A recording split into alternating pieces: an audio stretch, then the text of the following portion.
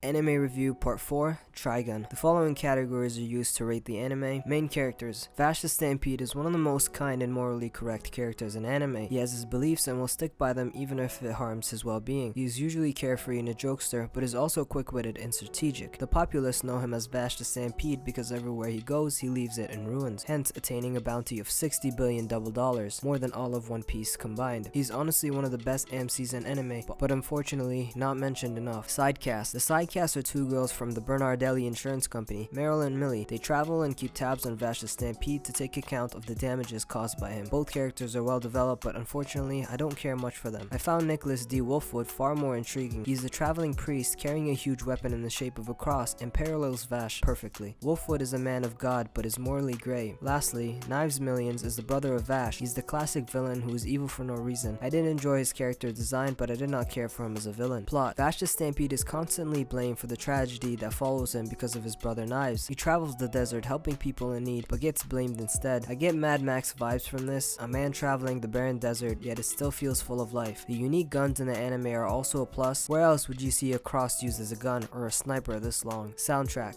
The soundtrack is also good. It complements the look and the vibe of the setting. The intro really sets the mood for the type of anime you're about to watch. Animation. The animation is great and it still holds up to this day in my opinion, but it's not without problems. The background shots are still images. Where the animation does most of its work is with the characters. I was honestly surprised by how good it looked, minus the still images and the background. It really nails the gritty post-apocalyptic look. Pacing. The pacing of this anime is good. Either that or the character Vash keeps you so entertained that you don't notice any issues with pacing. The story does slow down in some parts, or rather have moments that are used to further the characters instead of the plot, therefore it may feel slow, but all in all it does good to avoid them. Negatives. One negative I would mention is that Knives was not introduced earlier enough. Him being the antagonist doesn't impress me. He seemed like the cliche villain with no real reason for being evil. Recommendation. I highly recommend Trigun. The anime community often forgets this old gem, and culturally it has to be a must for every anime fan. I'm not trying to take a dig by saying this, but this was more enjoyable than Cowboy Bebop, but that is simply my opinion and not a fact. Rating. My final rating for the anime is an 8.8 out of 10. It is nearly perfect, but the villains are supposed to be the other half of the protagonist, and it felt like it was a bit neglected. Everything else was enjoyable, and I see myself rewatching this again.